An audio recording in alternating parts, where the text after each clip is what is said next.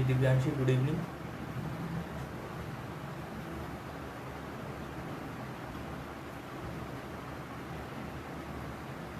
अगर मेरी voice clear आ रही हो तो दिव्यांशी प्लीज़ मुझे बता दीजिए आप।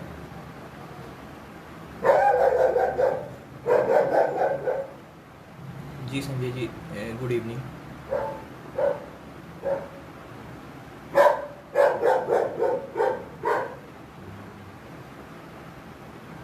जी ऋचा, धन्यवाद। मेरी वॉइस क्लियर आ रही है आप लोगों को? जी जी संजय जी।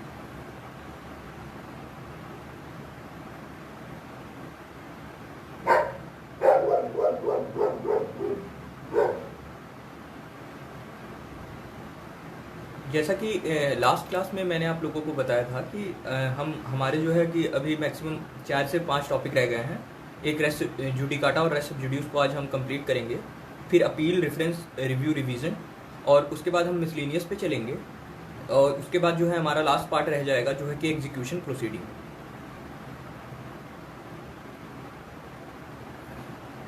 जी ऋचा, धन्यवाद।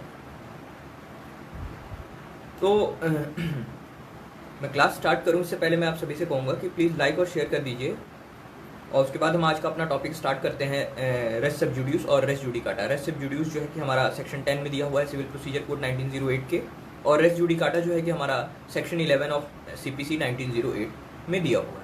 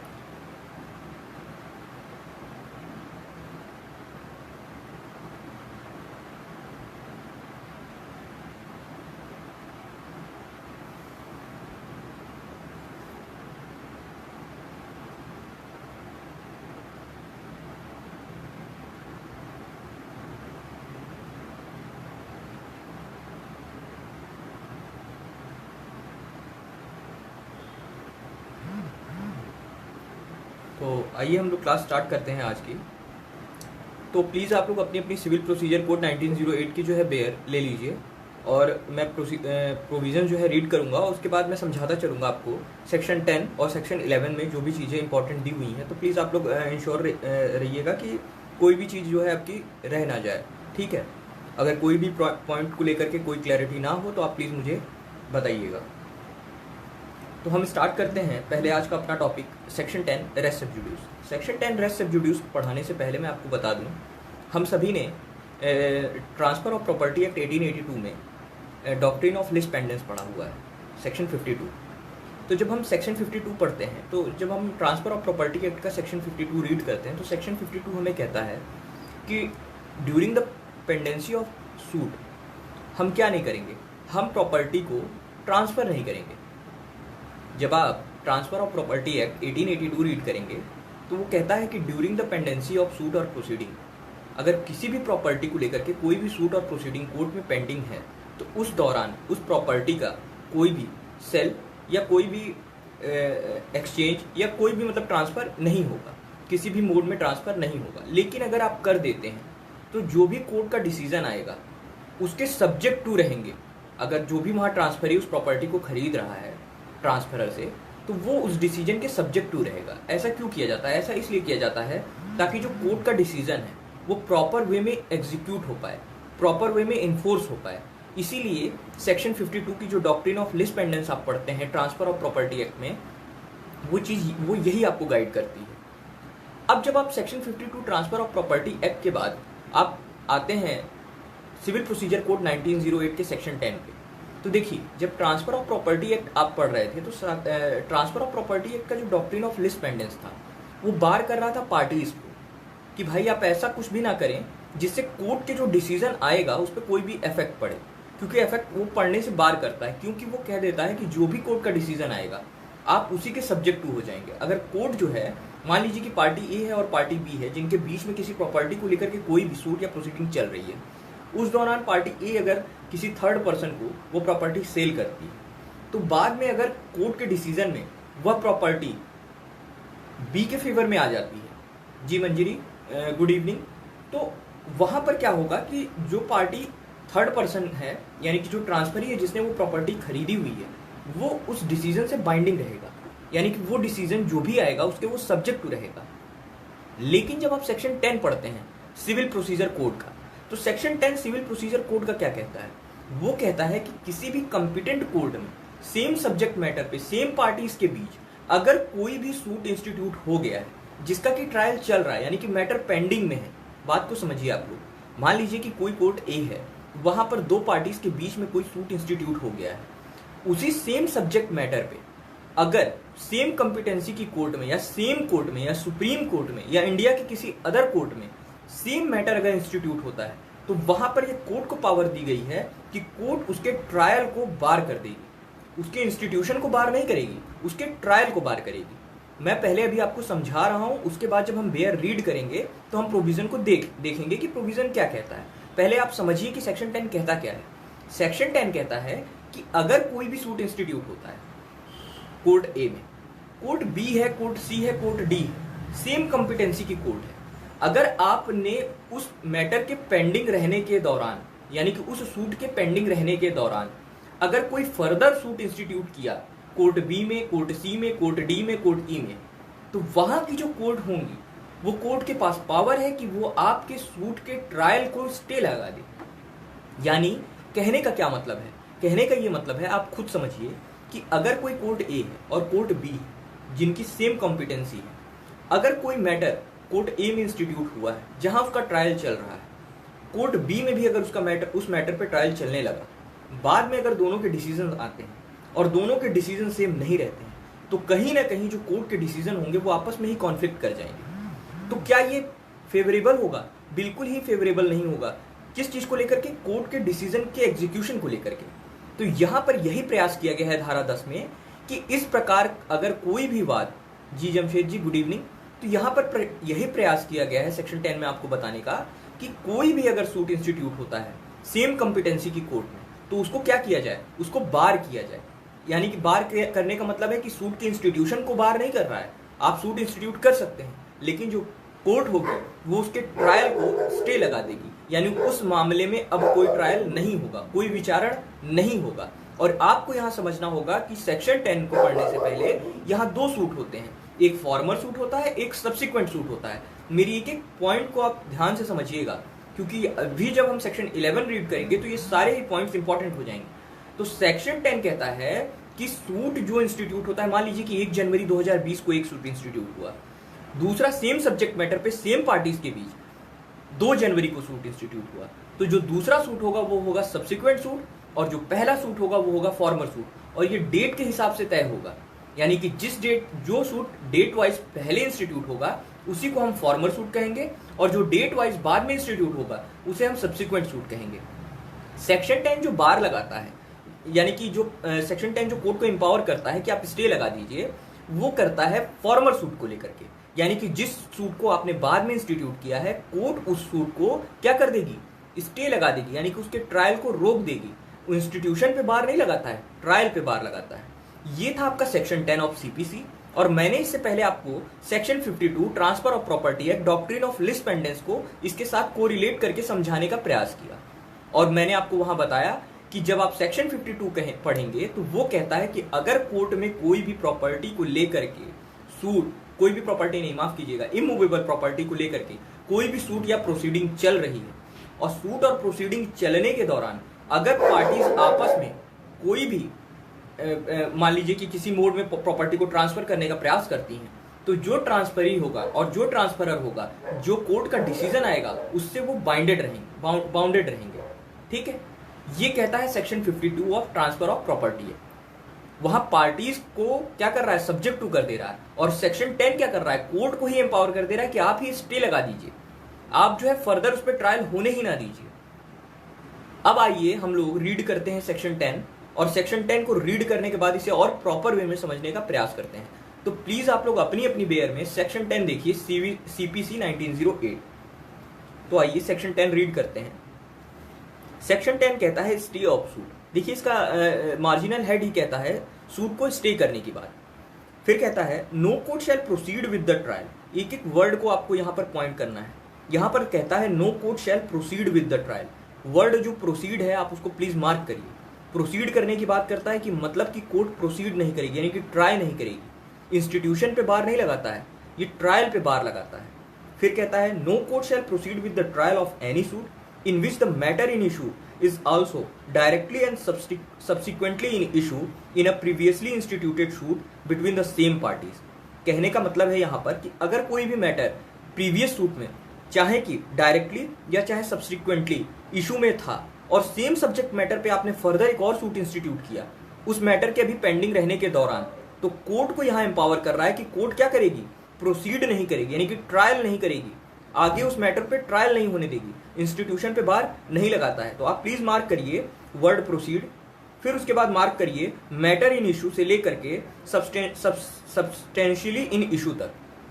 फिर उसके बाद कहता है previously instituted suit between the same parties. तो देखिए मैंने आपको क्या बताया था, एक मैंने आपको बताया था कि फॉर्मर सूट, फिर मैंने आपको बताया था सब्सिक्वेंट सूट। तो जो फॉर्मर सूट होगा आप उसको प्रीवियस सूट कह सकते हैं।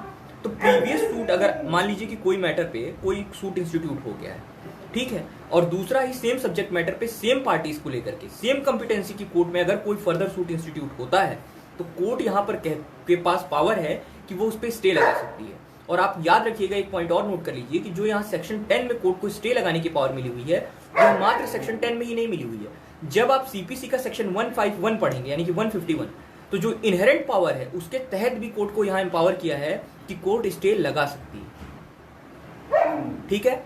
इसके बाद कहता है बिटवीन द पार्टीज अंडर हुम दे और any of them claim litigating under the same title.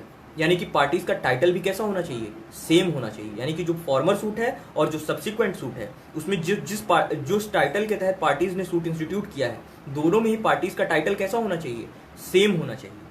फिर कहता है where such suit is pending in the same और any other court in India having jurisdiction to grant the relief claim or in any court beyond the limit of India established or continued by the central government and having like jurisdiction or before the Supreme Court। तो देखिए इसको समझने का हम प्रयास करते हैं, एक एक वर्ड को हम समझते हैं, उसके बाद सेक्शन 10 हमारा क्लियर हो जाएगा। कहता है कि जो फॉर्मर सूट था यानी कि जो प्रीवियस सूट था और जो सब्सिक्वेंट सूट था उसमें जो मैटर इन इशू है यानी कि जो इशू है जिस चीज को लेकर के कोर्ट को डिसीजन देना है वह दोनों ही चाहे डायरेक्टली और चाहे सब्सटेंशियली क्या है, सेम है। दूसरी चीज, जो पार्टीज प्रीवियस सूट में थी और जो पार्टीज सब्सिक्वेंट सूट में थी दोनों पार्टीज कैसी हैं, सेम है। जिस टाइटल के तहत पार्टीज ने प्रीवियस सूट इंस्टीट्यूट किया था और सब्सिक्वेंट सूट इंस्टीट्यूट किया है उसमें जो पार्टीज का टाइटल है यानी कि जो पार्टीज टाइटल होल्ड कर रही हैं वह भी कैसा है, सेम है। तो इस केस में अब देखिए आगे आपको कोर्ट को लेकर के समझना होगा। तो मैंने एक चार्ट बनाया हुआ था,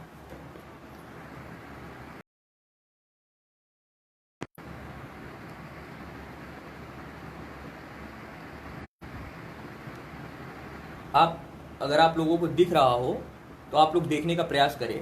यहाँ पर मैंने एक चार्ट बनाया हुआ है, यहाँ कहता है देखिए सेम कोर्ट यानी कि कोर्ट अगर सेम है, ठीक है, कोई कोर्ट इंडियन गवर्नमेंट द्वारा ही इस्टेब्लिश और कंटिन्यूड की जा रही है लेकिन आउटसाइड इंडिया है, तो उस कोर्ट में, सुप्रीम कोर्ट में या किसी अदर कोर्ट में जो इन इंडिया है, अगर इन चारों में से किसी भी कोर्ट में अगर वह मैटर पेंडिंग में है, ठीक है, अगर इन चारों में से किसी भी कोर्ट में वह मैटर पेंडिंग में है तो इस केस में क्या होगा, कोर्ट को एम्पावर किया हुआ है कि आप क्या कर सकते हैं, यहीं पे दिया हुआ है सेक्शन 10 जब आप रीड करेंगे प्रॉपर वे में, देखिए सेक्शन 10 में ही दिया हुआ है, क्या कहता है, where such suit is pending in same court any other court in India having jurisdiction to grant the relief claim, या किसी अन्य कोर्ट में जिसके पास यह क्या है, जो एम्पावर है कि आपको रिलीफ ग्रांट कर सकती है।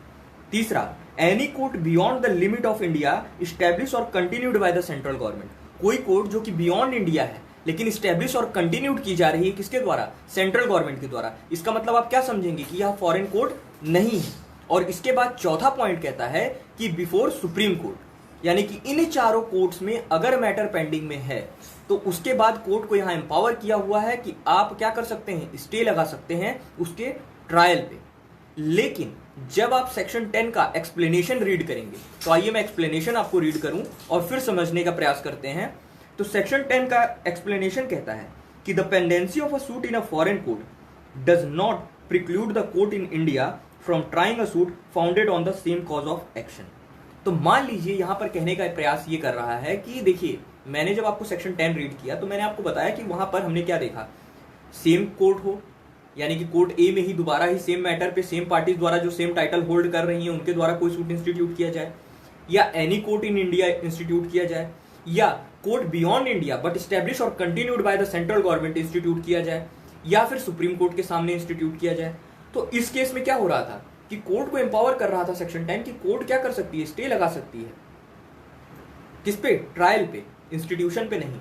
और सेक्शन 151 भी एम्पावर करता है कोर्ट को, जिसके तहत कोर्ट को इनहेरेंट पावर मिली हुई है कि कोर्ट क्या कर सकती है, स्टे लगा सकती है। लेकिन आप जैसे इसका एक्सप्लेनेशन रीड करेंगे, एक्सप्लेनेशन क्या कहता है? एक्सप्लेनेशन कहता है कि अगर मान लीजिए कि कोई मैटर पे सेम पार्टीज द्वारा सेम टाइटल के तहत कोई सूट इंस्टीट्यूट किया जाता है जो कोर्ट है कि फॉरेन कोर्ट है, ठीक है, तो इन दैट केस क्या हमारे यहाँ की जीती, धन्यवाद। तो हमारे यहाँ बहुत बहुत धन्यवाद आपका। तो देखिए मैं आप लोगों को क्लियर कर दूं कि मेरे लिए मैटर नहीं करता कि कितने ही स्टूडेंट जो है हमारी लाइव क्लासेस देख रहे हैं। अगर 10 से 15 बच्चे भी लाइव क्लासेस देखेंगे तो ये इनफ है। हम लोगों को मतलब कि कॉन्सेप्ट में क्लैरिटी होनी चाहिए।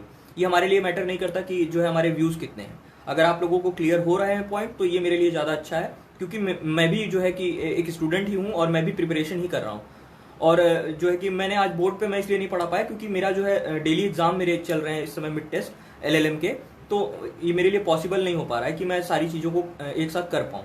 तो फिर भी मैं प्रयास कर रहा हूँ कि मैं अपनी क्लासेस को जो है कि कंटिन्यू रखूँ। ठीक है जी संजय त्रिपाठी जी। तो देखिए हम लोगों ने सेक्शन 10 में क्या समझा? हम लोगों ने सेक्शन 10 में ये समझा कि सेम मैटर है, सेम मैटर इन इशू है, जिसको कि क्या करना है, जिसको कि कोर्ट को ट्रायल करके उसको उसके कंक्लूजन पे जाना है। पार्टीज भी सेम है, पार्टीज जो टाइटल होल्ड कर रही हैं वह भी सेम है। अब क्या है यहाँ पर, मान लीजिए कि कोर्ट ए में वो सूट इंस्टीट्यूट हुआ, अब अगर वही कोर्ट बी में सूट इंस्टीट्यूट हो रहा है, तो अगर कोर्ट जो है सूट बी कोर्ट 2 जो है, अगर वह सूट को ट्राई करती है, इन केस मान लीजिए कि दोनों ही कोर्ट को क्या करना होगा, फाइनली अपना अपना डिग्री पास करना होगा, अपना अपना डिसीजन देना होगा। तो अगर कोर्ट अपने डिसीजंस दे रही है और वो दोनों आपस में कॉन्फ्लिक्ट कर जाते हैं, कोर्ट ए की डिसीजन कुछ और है, कोर्ट बी की डिसीजन कुछ और है, तो ये क्या हमारे जस्टिस सिस्टम के लिए अच्छा होगा? बिल्कुल ही अच्छा नहीं। तो वहां पर भी कोर्ट को जो है कि एम्पावर कर रहा है कि कोर्ट क्या कर सकती है, कोर्ट जो है कि कोर्ट स्टे लगा सकती है। जी ऋचा धन्यवाद। तो मैंने आपको ये सेक्शन 10 में बताया। फिर उसके बाद जब हम लोग सेक्शन 10 के एक्सप्लेनेशन को रीड करते हैं तो वो क्या कहता है कि अगर कोई फॉरेन कोर्ट में, कहता है कि अगर कोई फॉरेन कोर्ट में मान लीजिए कि सूट जो है इंस्टीट्यूट हुआ है, ठीक है, अब फॉरेन कोर्ट में अगर वो सूट इंस्टीट्यूट हुआ है जहाँ की मैटर भी सेम है, पार्टीज भी सेम है, सेम टाइटल भी होल्ड कर रही हैं पार्टीज, तो क्या इन दैट केस ये जो रेस्ट सब्जुड्यूस है ये वहां पर वर्क करेगा? तो कहता है नहीं। अगर मान लीजिए कि सेम पार्टीज द्वारा सेम टाइटल के तहत सेम सब्जेक्ट मैटर पे, सेम मैटर इन इशू पे अगर कोई सूट इंस्टीट्यूट किया गया है, तो हमारे इंडियन कोर्ट को ये पावर है कि वह कोर्ट क्या कर सकती है, उस मैटर को ट्राई कर सकती है। सूट इंस्टीट्यूट भी हो सकता है, सूट ट्राई भी हो सकता है। देखिए आप लोग जो है यहाँ पर इंपॉर्टेंट पॉइंट नोट करने का प्रयास करिए सेक्शन 10 में। देखिए पहली बात तो यहाँ पर सूट के इंस्टीट्यूशन को बार नहीं किया है, सूट के ट्रायल को बार किया है। दूसरी चीज, मैटर इन इशू चाहे डायरेक्टली चाहे सब्सटेंशियली सेम है। दूसरा, पार्टीज भी सेम है, या तो जो पार्टीज हैं उनके तहत जो टाइटल होल्ड कर रहा है वह सेम है, या फिर जो पार्टीज है उनका टाइटल है वह भी सेम है। और उसके बाद यहाँ पर हमको 4 प्रकार की कोर्ट की बात किया हुआ है सेक्शन 10। जब आप रीड करेंगे वो क्या कहता है, सेम कोर्ट हो, यानी कि कोर्ट ए में किया था तो कोर्ट ए ही हो, कोई अन्य कोर्ट हो इंडिया की, यानी कि इंडियन कोर्ट हो लेकिन कोई और कोर्ट हो, मान लीजिए कोर्ट बी हो, कोर्ट सी हो। फिर कहता है कोर्ट बियॉन्ड इंडिया, लेकिन स्टैब्लिश और कंटिन्यूड किसके द्वारा की जा रही है, सेंट्रल गवर्नमेंट द्वारा, यानी कि वह भी इंडियन कोर्ट है, या सुप्रीम कोर्ट के सामने मैटर हो। तो इन चारों कोर्ट के केस में सेक्शन 10 काम करेगा। लेकिन सेक्शन 10 कब काम करना बंद कर देगा? तो इसका एक्सप्लेनेशन बताता है कि अगर फॉरेन कोर्ट में कोई सूट पेंडिंग में है तो हमारे यहाँ की इंडियन कोर्ट क्या कर सकती हैं, उस सूट को ट्राई कर सकती हैं, उस पर प्रोसीडिंग चल सकती है, उस पर ट्रायल चल सकता है। ये है हमारा सेक्शन 10। अब सेक्शन 10 से कुछ इंपॉर्टेंट पॉइंट्स और आप लोग नोट कर लीजिए। सेक्शन 10 जो है कि वो मैंडेटरी है। अगर आपसे प्रीलिम्स में क्वेश्चन पूछता है कि क्या सेक्शन 10 जो है मैंडेटरी है या नहीं है, तो आप पहला पॉइंट नोट करिए कि सेक्शन 10 जो है वो मैंडेटरी है। ठीक है। उसके बाद जो है एक और इंपॉर्टेंट पॉइंट है सेक्शन 10 से जुड़ा हुआ कि सेक्शन 10 में जो आपको रेस सब्जुडियूस मिला हुआ है, यानी कि जो डॉक्ट्रिन ऑफ रेस सब्जुडियूस है, ये कब अप्लीकेबल नहीं होगी। मैंने आपको बताया कि यहाँ पे सूट के इंस्टीट्यूशन को बार नहीं किया है, सूट के ट्रायल को बार कर रहा है। यानी कि कोर्ट अगर चाहे तो इंटरलोकेटरी ऑर्डर पास कर सकती है। और अगर मान लीजिए कि कोर्ट द्वारा कोई इंटरिम ऑर्डर पास किए जाते हैं तो क्या वो इंटरिम ऑर्डर इन्फोर्सिएबल होंगे? तो बिल्कुल हाँ।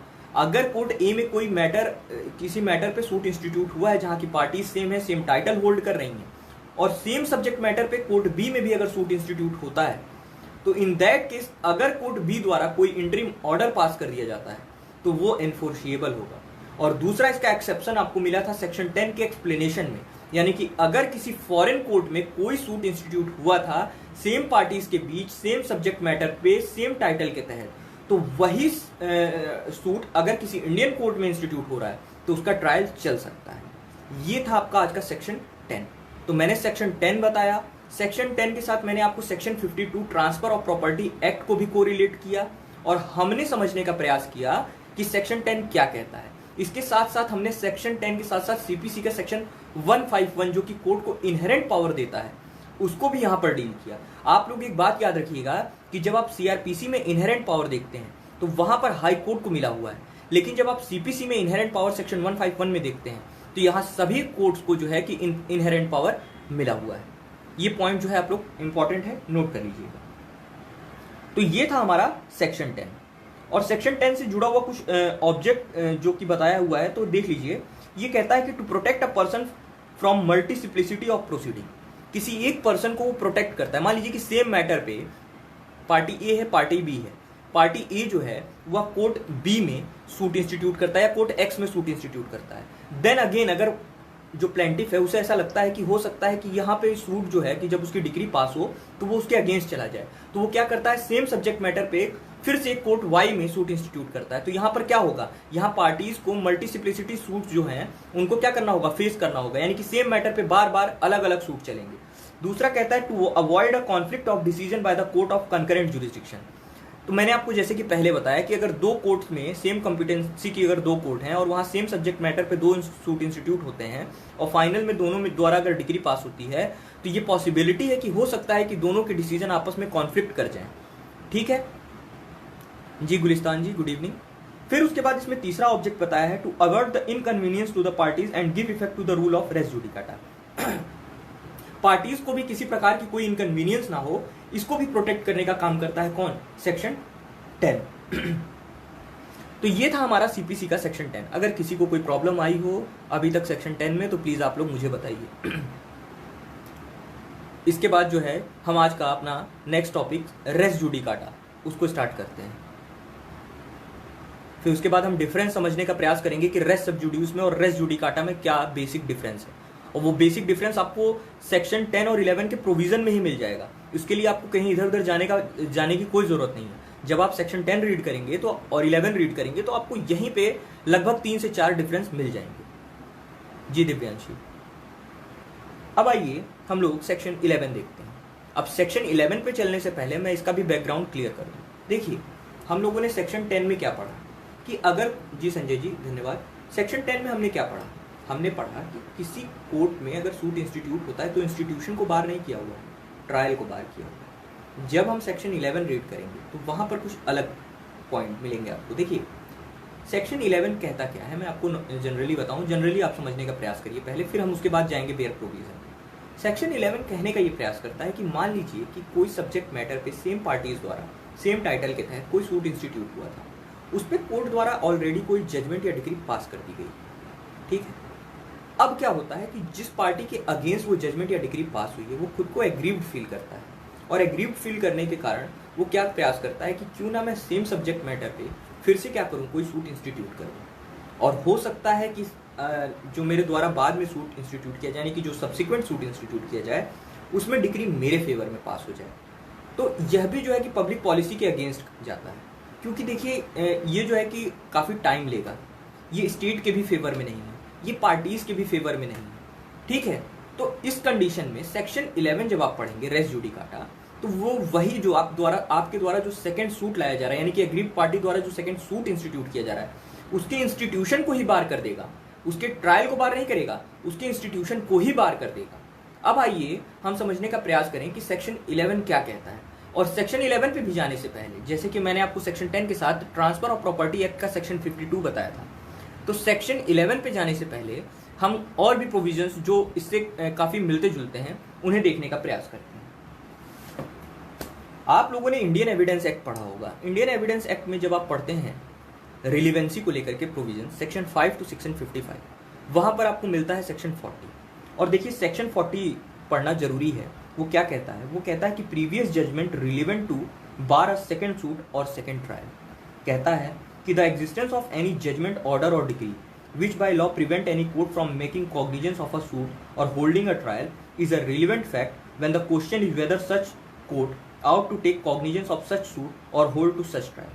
यहाँ कहता है कि अगर मान लीजिए कि कोई सूट इंस्टीट्यूट हुआ था और उसमें कोई जजमेंट डिग्री पास हो गई या कोई ऑर्डर पास हो गया, ठीक है, और वो फर्दर कोर्ट को प्रिवेंट करता है सेम मैटर पे कॉग्निजेंस लेने से, ठीक है, तो जो यहाँ पर प्रीवियस जजमेंट आया होगा, ये सब्सिक्वेंट जब सूट इंस्टीट्यूट होगा वहां पर ये रिलीवेंट हो जाएगा।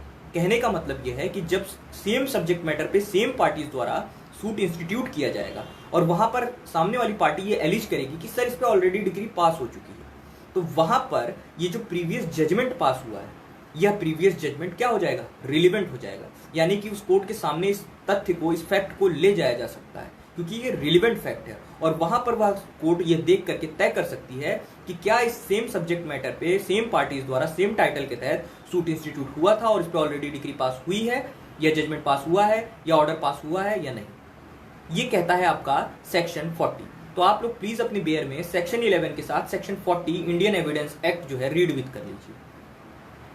अब उसके बाद आप लोगों ने इंडियन कॉन्स्टिट्यूशन देखा होगा। इंडियन कॉन्स्टिट्यूशन में आप आर्टिकल 20 देखते हैं। आर्टिकल 20 में जब आप आर्टिकल 20 का क्लॉज 2 देखते हैं तो वो बात करता है डबल जियोपार्डी की, और वो क्या कहता है कि किसी पर्सन का, जी रंजन जी गुड इवनिंग। तो देखिए सेक्शन आर्टिकल 20 क्लॉज 2 क्या कहता है?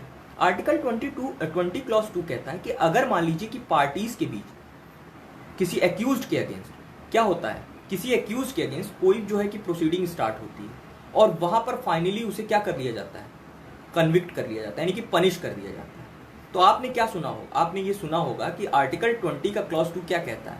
वो कहता है कि किसी एक व्यक्ति को एक ही बार किसी ऑफेंस के लिए पनिश किया जा सकता है, दोबारा से उसे पनिश नहीं किया जा सकता। लेकिन आर्टिकल 20 क्लॉज 2 क्या कहता है कि ट्रायल तो हुआ ही है, साथ साथ उसको क्या किया गया है? कन्विक्ट भी किया गया है। अब जब आप देखेंगे सीआरपीसी का सेक्शन 300, तो 300 क्या कहता है? Autrefois acquit, autrefois convict. या तो ट्रायल के बाद उसे एक्विटल हुआ हो या तो ट्रायल के बाद उसे कन्विक्शन हुआ हो। अगर ट्रायल हुआ है तो सेम पर्सन का दोबारा सेम ऑफेंस के लिए क्या नहीं हो सकता? ट्रायल नहीं हो सकता। ये कहता है सीआरपीसी। तो आप लोग जब सेक्शन 11 सीपीसी 1908 देखें तो क्या करें कि वहां पर 3 प्रोविजंस को रीड विद कर लीजिए। पहला मैंने आपको बताया section 40 of Indian evidence act 1872, दूसरा सेक्शन 300 ऑफ सीआरपीसी 1973 और तीसरा आर्टिकल 20 क्लॉज 2 इंडियन कॉन्स्टिट्यूशन का। ये तीनों पॉइंट्स, तीनों जो प्रोविजंस हैं आप इसके साथ रीड विद कर सकते हैं। आप जब मेंस राइटिंग करेंगे तो वहां पर भी ये जो है कि पॉइंट्स आप डाल सकते हैं और ये तीनों ही इंपॉर्टेंट पॉइंट हैं। तो ये तीनों हमने प्रोविजंस देखे। हमने देखा कि सेक्शन 11 जो है रेस जुडिकाटा जो है कि क्या कहता है। अब जो है कि सेक्शन 11 पे जाने से पहले जो है कि 3 मैगजीम आपको मिलेंगे। अब तीनों मैगजीम जो है कि इंपॉर्टेंट है आंसर राइटिंग करने के लिए भी, और कल को आपसे क्वेश्चन भी पूछ सकता है प्रीलिम्स में कि ये जो प्रॉपर मैगजीम है ये जो है कि किस जो है सेक्शन से रिलेटेड है सीपीसी के। तो मैं एक एक करके मैगजीम रीड करता हूँ और उसका मतलब बताता चलता हूँ आप लोगों को। तो पहली है, वो कहती है इंटरेस्ट रिपब्लिका अटसट फिनिश लिटम। ये कहता है कि ये स्टेट के इंटरेस्ट में है कि लिटिगेशन जल्दी से जल्दी क्या हो, लिटिगेशन जल्दी से जल्दी क्या हो, एंड हो। यही कहता है आपका तो दूसरी मैगजीम है वो क्या कहती है, नेमो डेट विस बेक्सारी प्रो योना एट एडम क्वाजा, और ये कहती है कि no man should be vexed twice for one और सेम कॉज। मतलब कि किसी सेम पर्सन को दो बार क्या नहीं किया जाएगा।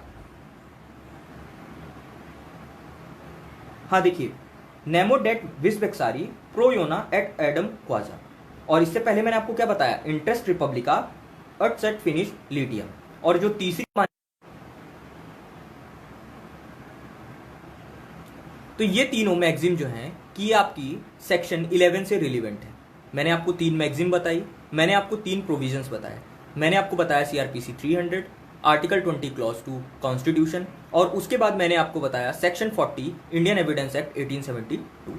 तो मैंने आपको 3 प्रोविजन बताए, फिर मैंने आपको क्या बताया, 3 मैगजीम बताए।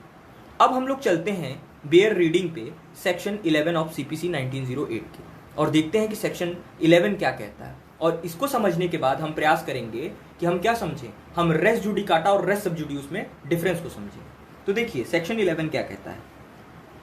सेक्शन 11 कहता है, no court shall try any suit और issue in which the matter directly and substantially in issue has been directly and substantially in issue in former suit. तो कहता है कि कोई भी कोर्ट क्या नहीं करेगी, ट्राई नहीं करेगी। देखिए जब हम लोग पढ़ रहे थे सेक्शन 10, तो वो क्या कह रहा था, कोई कोर्ट को जो है प्रोसीड नहीं करेगी, इसको लेकर के बात कर रहा था, यानी कि सूट के इंस्टीट्यूशन पे बार नहीं लगा रहा था, सूट के ट्रायल पे बार लगा रहा था। लेकिन जब आप सेक्शन 11 देखेंगे तो वो क्या कहता है कि सूट के इंस्टीट्यूशन पे ही वो बार लगाता है, और कहता है कि कोई भी कोर्ट क्या नहीं करेगी, कोई भी कोर्ट सूट इंस्टीट्यूट ही नहीं होने देगी।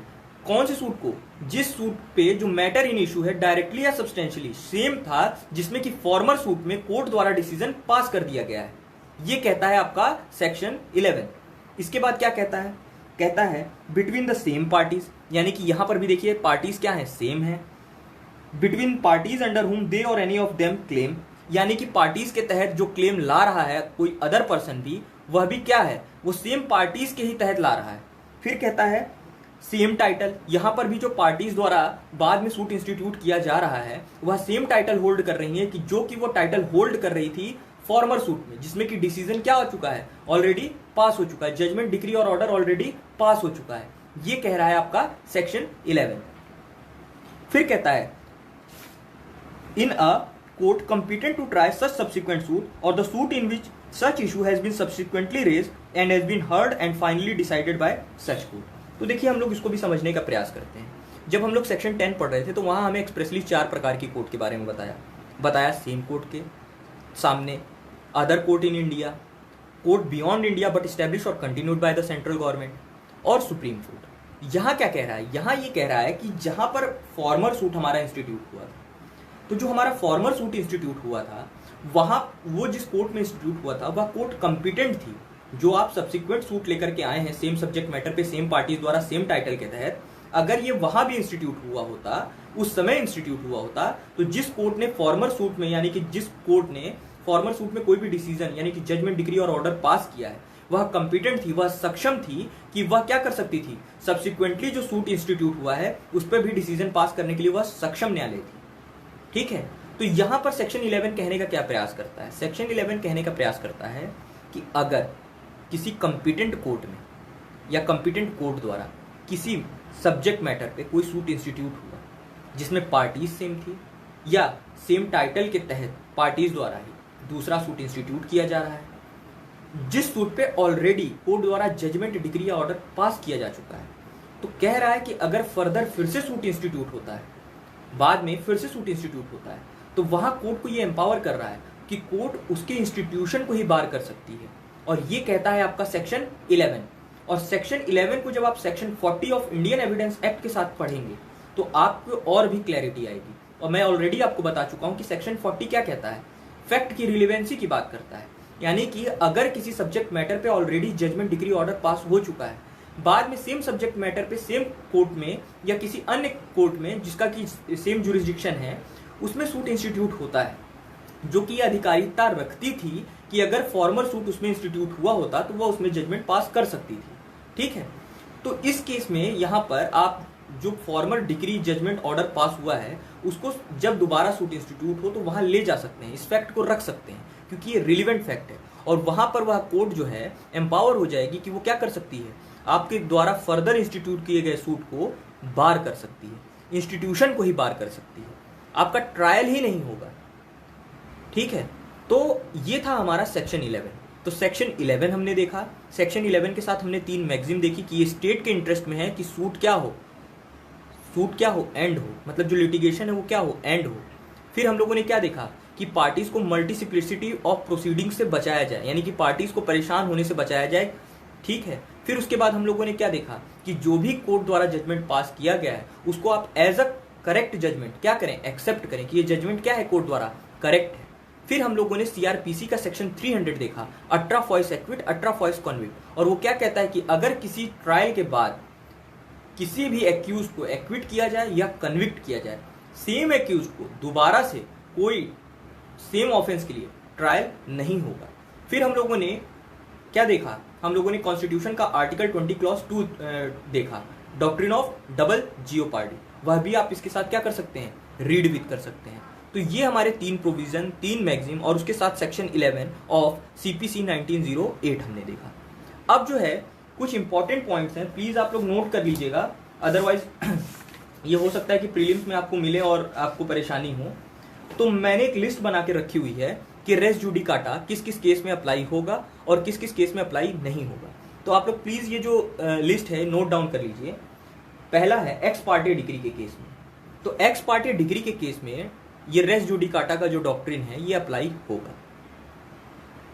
दूसरा, लेबर प्रोसीडिंग, अगर कोई लेबर प्रोसीडिंग है, यानी कि मान लीजिए कि कोई लेबर प्रोसीडिंग चल रही है और उसमें भी एक इंपॉर्टेंट केस भी है, आप इस पे जो है कि नोट डाउन कर लीजिए, Bombay gas authority versus Shridhar, Bombay gas authority versus Shridhar, labour proceeding से रिलेटेड एक केस है, Bombay gas authority versus Shridhar. और इसमें कहा है कि जनरल पार्ट पे तो नहीं लेकिन टेक्निकल पार्ट पे क्या हो सकता है, doctrine of res judicata apply हो सकती है लेबर प्रोसीडिंग के केस में।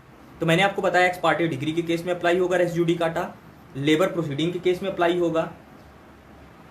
फिर उसके बाद पीआईएल यानी कि पब्लिक इंटरेस्ट लिटिगेशन के केस में भी रेस जुडिकाटा अप्लाई होगा, और ये कहता है forward construction versus Prabhat Mandal के केस में, forward construction versus Prabhat Mandal public interest litigation के केस में भी doctrine of res judicata apply होगा। फिर कहता है रिट प्रोसीडिंग, देखिए रिट प्रोसीडिंग के केस में हैवियस कॉर्पस जो रिट इशू होती है उसको छोड़ करके यह सारी रिट्स पे भी doctrine of res judicata apply होगा। तो मैंने आपको क्या बताया, लेबर प्रोसीडिंग के केस में टेक्निकल पार्ट पे, एक्स पार्टी डिग्री के केस में, रिट के केस में सारी रिट्स पे एक्सेप्ट हैवियस कॉर्पस, और पीआईएल के केस में। फिर एग्जीक्यूशन प्रोसीडिंग के केस में भी ये doctrine of res judicata apply होगा, और क्रिमिनल प्रोसीडिंग के भी केस में अप्लाई होगा। और इसको लेकर के हम लोगों ने सीआरपीसी का section 300 article 20 clause 2 of Indian constitution भी देख लिया। तो किन किन केस में रेस जुडिकाटा अप्लाई होगा, एक्स पार्टी डिग्री के केस में, पीआईएल के केस में, रिट के केस में except habeas corpus, labour proceeding के केस में, क्रिमिनल प्रोसीडिंग के केस में, इन सब पे रेस जुडिकाटा का एप्लीकेशन होगा। अब बारी आती है लिस्ट समझने की जिस पे रेस जुडिकाटा अप्लाई नहीं होगा, तो आप लोग ये भी नोट डाउन कर लीजिए। तो कहता है हैवियस कॉर्पस की अगर कोई रिट है उस पर एप्लीकेशन नहीं है डॉक्ट्रिन ऑफ रेस जुडिकाटा का, कोई माइनर सूट है उस पर डॉक्ट्रिन ऑफ रेस जुडिकाटा का एप्लीकेशन नहीं है, कोई कॉम्प्रोमाइज सूट है उस पर भी डॉक्ट्रिन ऑफ रेस जुडिकाटा का एप्लीकेशन नहीं है, कोई टैक्स मैटर से रिलेटेड कोई सूट है उस पर भी इसका एप्लीकेशन नहीं है, इंटरलोकेटरी ऑर्डर है उस पर भी इसका एप्लीकेशन नहीं है, इलेक्शन पेटिशन है उस पर भी डॉक्ट्रिन ऑफ रेस जुडिकाटा का एप्लीकेशन नहीं है। मैं एक बार फिर से रीड कर दे रहा हूं, जिसने नोट ना किया हो प्लीज आप लोग नोट कर लीजिए, ये पूरी लिस्ट आपको हो सकता है कि आसानी से ना मिले। तो ये लिस्ट है कि एग्जीक्यूशन प्रोसीडिंग पे, माफ कीजिएगा, हैवियस कॉर्पस के केस में, माइनर सूट के केस में, कॉम्प्रोमाइज सूट के केस में, इंटरलोकेटरी ऑर्डर के केस में, टैक्स मैटर पे और इलेक्शन पेटिशन के केस में doctrine of res judicata apply नहीं होगा। और मैंने आपको बताया कि डॉक्ट्रिन ऑफ रेस जुडिकाटा कब कब अप्लाई होगा, एक्स पार्टी डिग्री अगर पास हुई है वहां पर doctrine of res judicata apply होगा, कोई लेबर प्रोसीडिंग है उसके अगर उस प्रोसीडिंग में कोई टेक्निकल पार्ट है तो उसको लेकर के रेस जुडिकाटा अप्लाई होगा, सभी प्रकार की रिट्स पे रेस जुडिकाटा अप्लाई होगा एक्सेप्ट हैबियस कॉर्पस। पीआईएल के केस में यानी कि पब्लिक इंटरेस्ट लिटिगेशन के केस में रेस जुडिकाटा अप्लाई होगा। फिर उसके बाद एग्जीक्यूशन प्रोसीडिंग में रेस जुडिकाटा अप्लाई होगा और क्रिमिनल प्रोसीडिंग में रेस जुडिकाटा अप्लाई होगा। तो हमने देखा कि रेस जुडिकाटा किस किस केस में अप्लाई होगा, किस किस केस में अप्लाई नहीं होगा। ठीक है, अब यहां तक कंप्लीट करने के बाद आइए हम लोग समझते हैं रेस जुडिकाटा और रेस सब जुडियूस के बीच का डिफरेंस। एक देखिए सबसे सिंपल डिफरेंस है कि जब आप रेस सब जुडियूस देखेंगे तो वो सेक्शन 10 में दिया हुआ है, रेस जुडिकाटा देखेंगे तो वो सेक्शन 11 में दिया हुआ है। सबसे बेसिक और सबसे सिंपल डिफरेंस। दूसरा डिफरेंस, जब हम लोग सेक्शन 10 पढ़ रहे थे रेस सब जुडियूस, तो रेस सब जुडियूस को लेकर के हमने जब देखा तो वहां पर क्या कह रहा था कि कोर्ट ट्रायल को बार कर रही थी। कोर्ट जो है इंस्टीट्यूशन पे बार नहीं लगा रही थी, कोर्ट ट्रायल पे बार लगा रही थी। ये हम लोगों ने कहाँ देखा, सेक्शन 10 में। लेकिन जब हम सेक्शन 11 देख रहे थे तो वहां पर क्या हो रहा था, सूट के इंस्टीट्यूशन पे ही बार है। दो चीजें क्लियर। तीसरा, मैंने जब आपको सेक्शन 10 बताया था तो सेक्शन 10 में मैंने आपको बताया था कि दो सूट होते हैं, एक फॉर्मर सूट या प्रीवियस सूट और एक सब्सिक्वेंट सूट। वहां प्रीवियस सूट और सब्सिक्वेंट सूट जो है वो डिसाइड होने का क्या बेसिस रहता है, वह बेसिस रहता है डेट के, मतलब जो डेट थी सूट के इंस्टीट्यूट होने की। हम लोगों ने क्या पढ़ा था, हम लोगों ने सेक्शन 26 और ऑर्डर 4 पढ़ा था सीपीसी का, और सेक्शन 26 और ऑर्डर 4 में हम लोगों ने क्या पढ़ा था, हम लोगों ने पढ़ा था इंस्टीट्यूशन ऑफ सूट को लेकर के। और सूट कब इंस्टीट्यूट मान लिया जाता है, जब वह ऑफिसर ऑफ कोर्ट के सामने प्लेंट जो है प्रेजेंट कर दिया जाता है, तो वो मान लिया जाता है कि सूट इंस्टीट्यूट हो गया। तो सेक्शन 10 कहता है कि सूट का इंस्टीट्यूशन की जो डेट है उसी डेट से तय होगा कि प्रीवियस सूट कौन सा है और सब्सिक्वेंट सूट कौन सा है। लेकिन जब आप सेक्शन 11 देखेंगे, सेक्शन 11 का जब आप एक्सप्लेनेशन नंबर 1 देखेंगे तो वो बताता है कि फॉर्मर सूट क्या होगा। फॉर्मर सूट वो होगा जिसपे डिसीजन कोर्ट का पहले आया है, यानी कि यहाँ डेट मैटर नहीं करती है सूट के इंस्टीट्यूशन की, यहाँ मैटर ये करता है कि कोर्ट के द्वारा किस सूट पे डिसीजन पहले पास किया गया। जिस सूट पे कोर्ट के द्वारा डिसीजन पहले पास किया गया उसे हम फॉर्मर सूट मानेंगे, और जिसमें बाद में डिसीजन पास किया गया यानी कि जो बाद में जो बचा हुआ है यानी कि जो इंस्टीट्यूट हो रहा है उसे ही हम सब्सिक्वेंट सूट मानेंगे। और उसी के इंस्टीट्यूशन पे क्या कर रहा है, कोर्ट को एम्पावर कर रहा है कि कोर्ट उसके इंस्टीट्यूशन को ही क्या कर सकती है, रोक सकती है, उसके इंस्टीट्यूशन पे ही बार लगा दे रहा है। तो ये 3 बेसिक डिफरेंस आपको जो है कि देखने को मिल जाएंगे। फिर उसके बाद हम लोगों ने क्या देखा, हम लोगों ने देखा सेक्शन 10 में उसके एक्सप्लेनेशन में कि अगर कोई फॉरेन कोर्ट है और फॉरेन कोर्ट में कोई सेम सब्जेक्ट मैटर पे सूट इंस्टीट्यूट हुआ है, तो इंडियन कोर्ट भी सेम सब्जेक्ट मैटर पे सेम पार्टीज के बीच सेम टाइटल के तहत अगर कोई सूट है तो उस पर क्या कर सकती है, ट्राई कर सकती है। बट सेक्शन 11 में आपको ऐसा कोई भी प्रोविजन नहीं मिलेगा।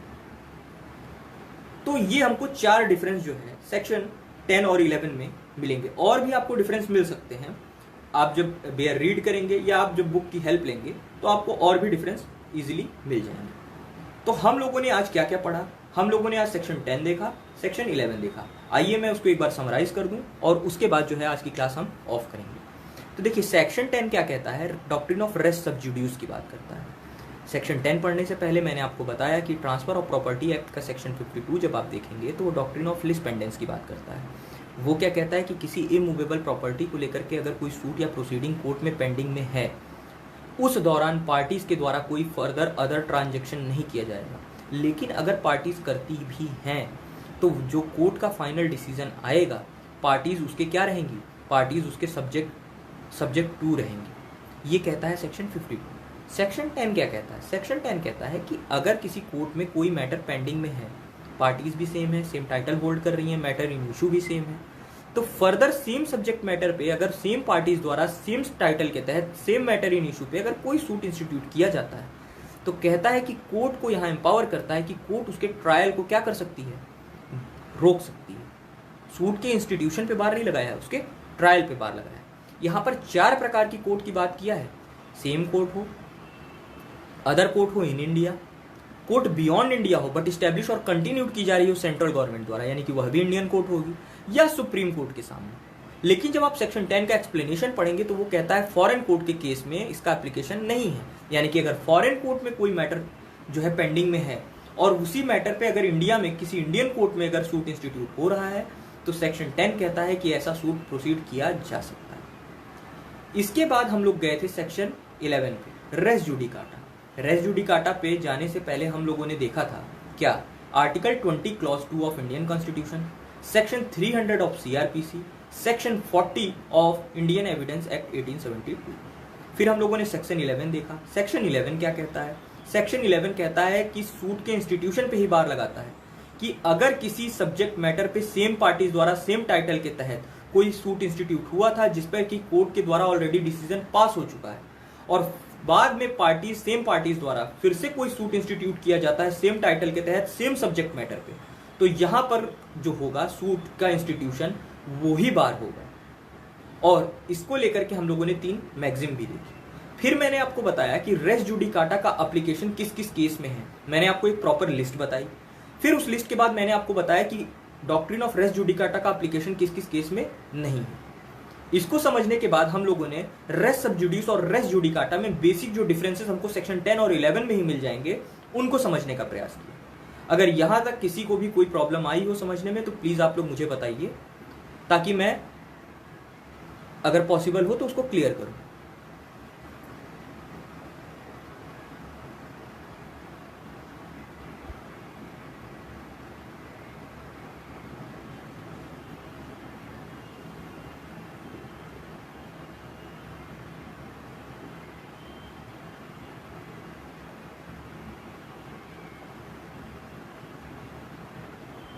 दिव्यांशी, गुंजन, संजय त्रिपाठी जी, सुनील जी, राजन जी, ऋचा, अगर कोई भी पॉइंट जो है कि अगर आपको उसको लेकर के क्लैरिटी ना हो तो प्लीज़ आप लोग मुझे बताइए।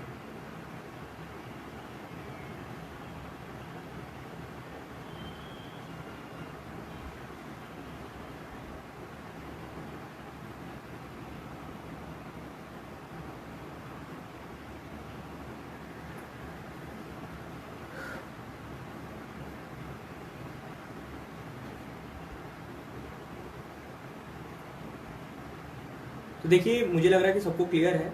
तो हम लोगों ने आज रेस जुडिकाटा और रेस सबजुडिस टॉपिक को भी कंप्लीट कर लिया।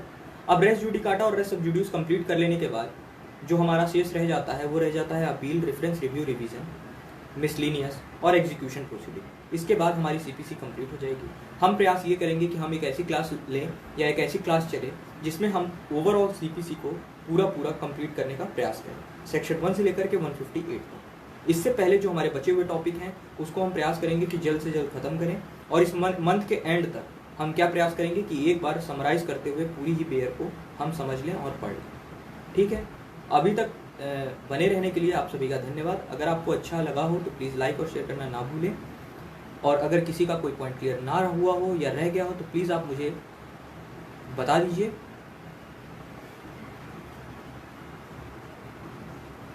तो आई थिंक सबका क्लियर है। अब हम मिलेंगे कल शाम को ठीक 4 बजे सीपीसी की नेक्स्ट क्लास में और हम कल देखने का प्रयास करेंगे अपील से रिलेटेड जो भी प्रोविज़न दिया हुआ है सीपीसी में।